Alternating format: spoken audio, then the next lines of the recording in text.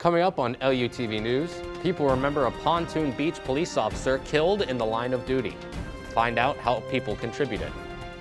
Plus, the St. Charles County Parents Association is suing the county public health department. Find out what led to the incident. And hundreds of thousands of people could be left without a heat source this winter. Find out why. Those stories and more ahead on LUTV News.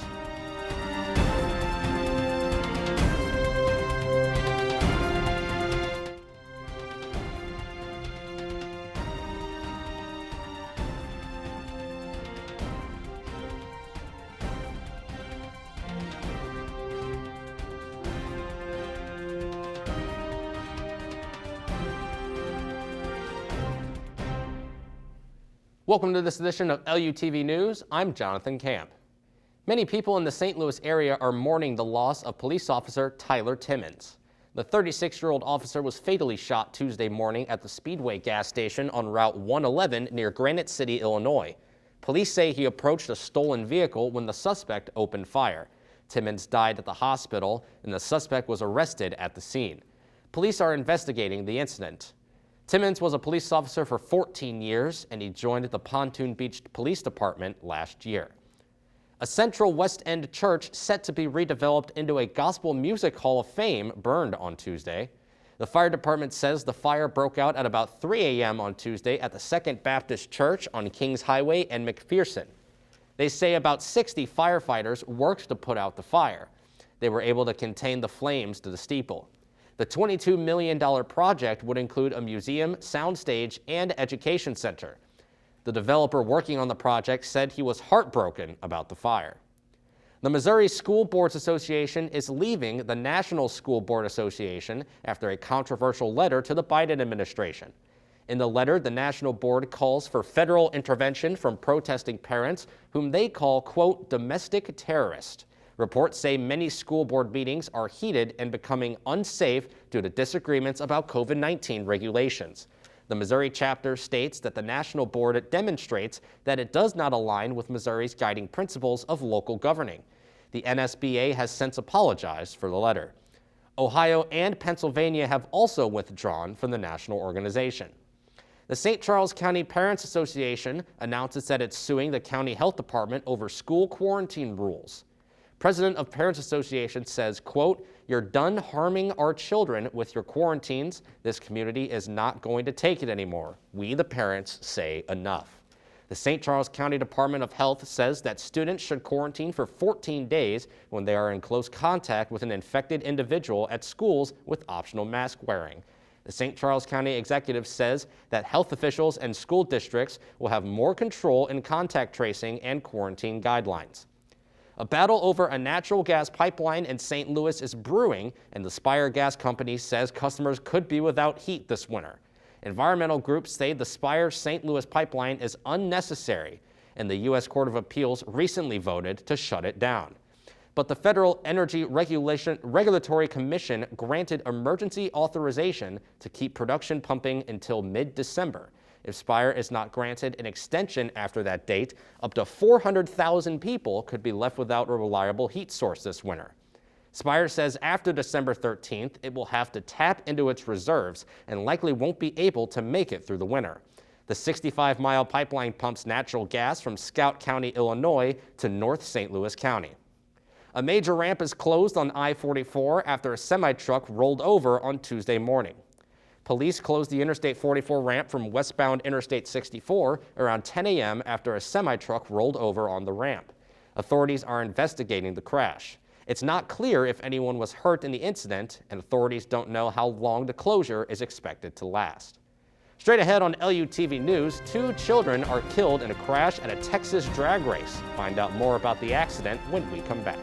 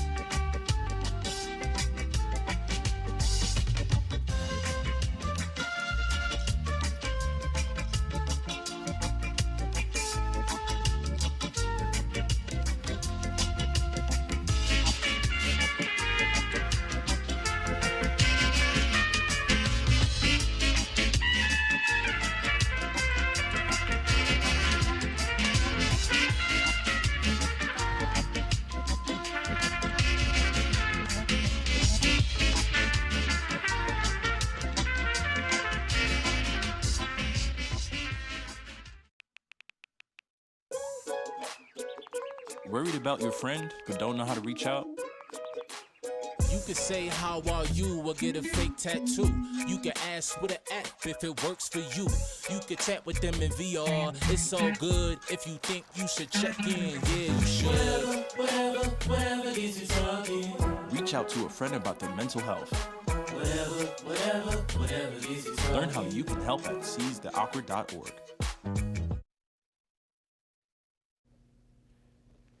2 children are dead after a car lost control at a drag racing event in Kerrville, Texas. The event, known as Airport Race Wars, took place at the Kerrville Kerr County Airport, which is about 70 miles outside of San Antonio.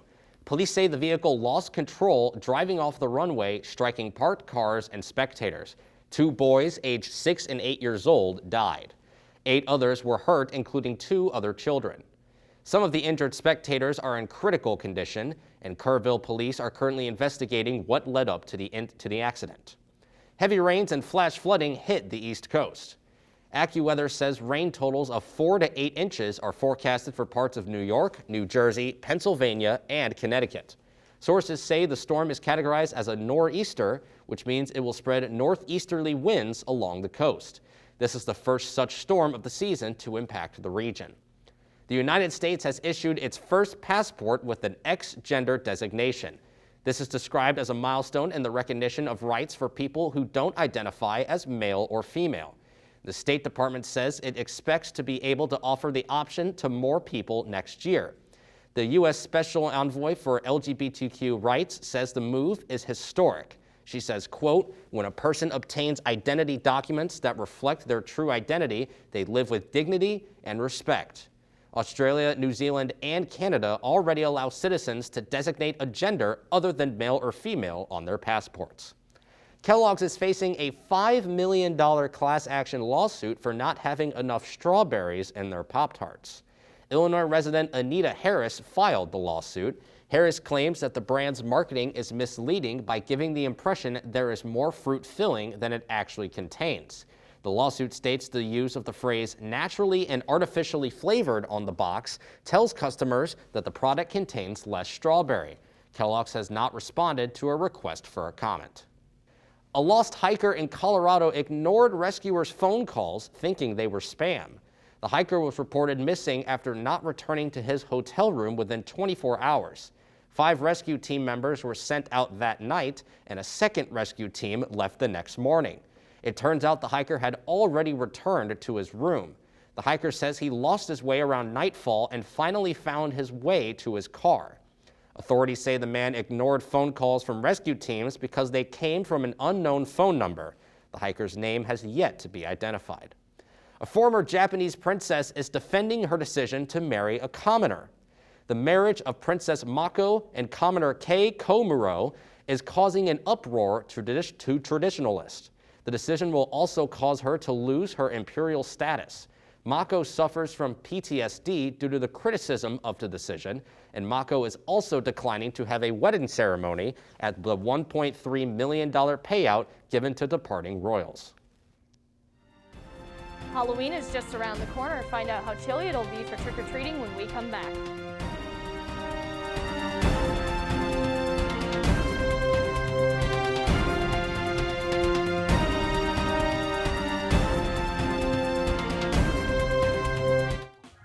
Last week, Brandon met a girl on a dating app. One day after work, he finally found the courage to ask her out. No answer. He started to panic. Was he being too pushy? Maybe it was too... Hey, sorry I didn't respond. I was driving. I would love to go on a date. How does tonight sound? Brandon tried to play it cool, but inside he knew a girl so smart, so responsible. She must be a keeper. There was a time in my life where I was extremely homesick. I decided that I needed a pet. When I first saw a turtle, my heart was full. He jumped up and kissed me and jumped right into my arms. I immediately went up to the volunteers at the shelter and said, I want him, he's gotta come home with me. Now anything but lonely. Every day with Turtle is a perfect day and keeps me company when I'm doing schoolwork. I like it when he jumps up on the table too. He is a veggie thief. He's an incredible companion and my best friend. Can't say that I've met anybody that doesn't love him too. When I adopted Turtle, I discovered all the things that make him unique. He's a little bit of a lot of things, but mostly he's all pure love.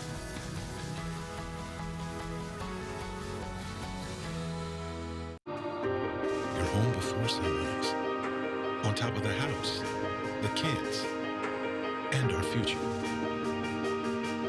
The smell of your cooking is our life. My Shiro's day is never done. So let's start saving a little more now so we can feel prepared for retirement. A free 3-minute online chat can give us the personalized tips we need so we can live our lives to the fullest. Visit aceyourretirement.org.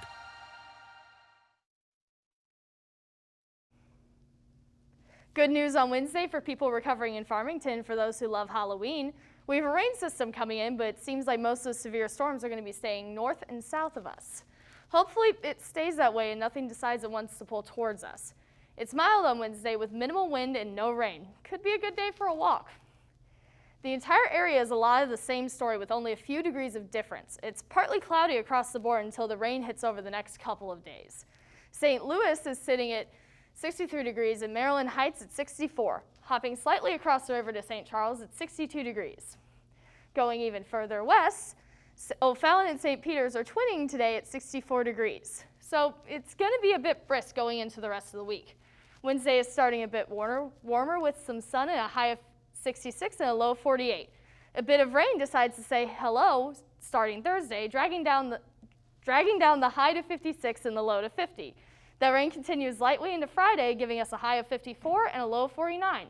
Saturday finally comes, and the rain leaves us alone with a high of 60 and a low of 45.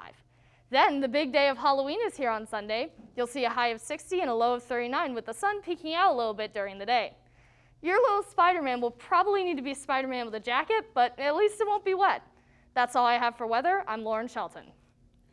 Scientists at NASA think they have discovered what could possibly be a planet just outside of our galaxy. It would be the first ever of its kind.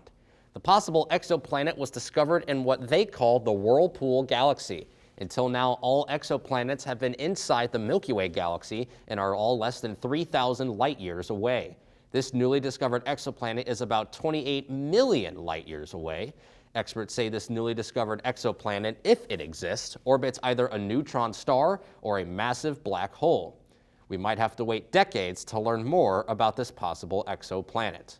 The FDA says that people are able to mix vaccines. The University of Missouri Healthcare's Vaccine and Influenza Committee's co-chair says she is not fond of the Johnson & Johnson vaccine. She says, quote, "The immune system reaction was not quite as strong, and patients had a higher risk of being infected or being hospitalized."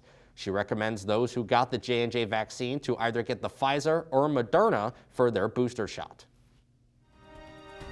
COVID hits the St. Louis Blues. Find out who it's affecting and how long they could be out after the break.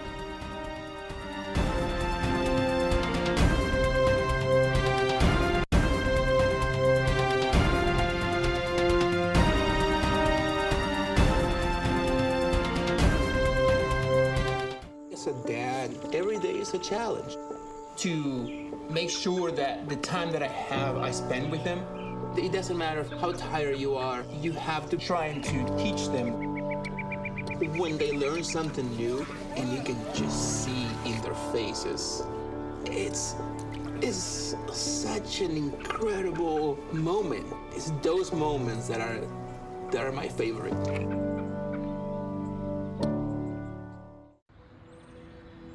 During high school, I hung with the wrong crowd and I never graduated. I helped Santiago in many different ways, like all fathers do, because he always wanted to go to college. I felt a little embarrassed to come back to school, but eventually, once I came here, I knew that it's for a bigger goal. He was very dedicated, hardworking. He connected with his teachers, he connected with other students. That was one of the key reasons why he was able to keep forging ahead. It was amazing to see him graduate. This was one thing that meant so much to him, and of course, it meant so much to us too. With the help of my father and having my son, that was all the motivation that I needed. That support is everything. Find free adult education classes near you at finishyourdiploma.org.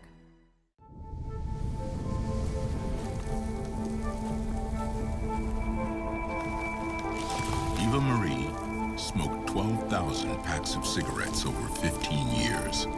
She quit, and now there's a new lung cancer screening that could save her life. You stopped smoking, now start screening. No matter how much you smoked, early detection could save you. Talk to your doctor or learn more at savedbythescan.org. St. Louis Blues captain Ryan O'Reilly lands on the COVID-19 protocols list. The team announcing on Tuesday that O'Reilly would miss at least the next 10 days, which will include games against Colorado and Chicago. O'Reilly has 2 goals and 3 assists in 5 games this season, helping the Blues to a 5-0 record. The team also placed Brandon Saad on the protocols list, although a timetable for his return is uncertain.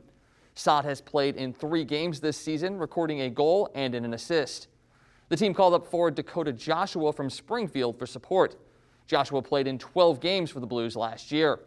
The Blues take on the Colorado Avalanche on Thursday night at Enterprise Center, seeking a 6-0 start. The National Hockey League finds the Chicago Blackhawks, and the general manager resigns amid sexual abuse allegations. An independent investigation released their findings Tuesday on the allegations made against former employee Brad Aldrich. The results found that the team failed to properly investigate the allegations after the reported abuse. The NHL announced a $2 million fine for the team for the, quote, organization's inadequate internal procedures and insufficient and untimely response in the handling of matters related to Brad Aldrich. Blackhawks general manager Stan Bowman resigned from the club on Tuesday and was also removed as GM of the U.S. men's national team. Bowman was in his first year as the GM of Chicago when the allegations were brought to him in 2010. He apparently told his bosses, but never then followed up. The NHL commissioner plans to arrange interviews with former members of team leadership before handing down more judgment. Atlanta strikes first in Game 1 of the World Series. The Braves jumped out to a 2-0 lead in the first inning on a Jorge Soler home run and an Austin Riley RBI double. Soler added an RBI groundout in the second, and Adam Duvall extended the lead to 5-0 with a 2-run home run in the third. Braves starter Charlie Morton took a line drive off of his right leg in the second inning, but was able to complete the frame. Morton was removed in the third. The team announced after the game that Morton had suffered a broken leg and would miss the remainder of the series. The Astros scratched across single runs in the 4th and 8th, but it wasn't enough as Atlanta held on for the 6-2 win. Houston will try to even the series Wednesday in Game 2. Max Fried takes the ball for Atlanta and Jose Urquidy for the Astros. The National Football League won't release findings for the Washington football team investigation. Commissioner Roger Goodell announced Tuesday that the results would not be made public. Goodell says the protection of those who helped the investigation was of the highest priority. 2 former Washington football team employees showed up at the owners' meetings on Tuesday with letters asking for the release of the findings. The investigation surrounded the workplace culture of the Washington football team. Team owner Daniel Schneider was removed from team activities, and the franchise was fined $10 million as a result of the investigation. The investigation was back in the news following leaked emails that ultimately led to the firing of Las Vegas head coach John Gruden. A congressional inquiry has also been launched into the NFL's handling of the investigation. A U.S. women's soccer legend calls it a career. Carly Lloyd hung up her cleats after Tuesday's match against South Korea, her 314th game. Lloyd may be most recognized for scoring 3 goals in the first 16 minutes of the 2015 Women's World Cup final. She is the 3rd highest scoring woman in team history with 134 goals. Lloyd became the first American to score in 4 different Olympics and set the U.S. record for goals in the Olympics with 10 in her career. She earned 2 Olympic gold medals and 2 World Cup titles in her career. Lloyd isn't going anywhere, though. After the match, she said, quote, "I'm saying goodbye to the field, but I want to continue to help in any way possible." For LUTV Sports, I'm Michael Wagenknecht. A nonprofit organization looks to transform an abandoned shopping center into a development for North County residents. Refuge and Restoration broke ground on their $16 million marketplace on the former Springwood Plaza in Delwood. This new development will connect people with jobs, childcare, workforce development, and services ranging from finances to healthcare. Partial opening is expected in mid-2022. This shopping center has been vacant since a Schnucks grocery store at the site closed about 15 years ago. The 38th annual St. Louis Veterans Day Parade is making its return. The organizers made the announcement on Tuesday. The parade will start on Saturday, November 6th at 10:30 a.m. near Union Station. The parade will travel down Market Street, ending at Soldiers Memorial. After the event, a ceremony and concert will be held at noon. Last year's parade was virtual due to the COVID-19 pandemic. That's this edition of LUTV News. I'm Jonathan Camp. Thanks for joining us.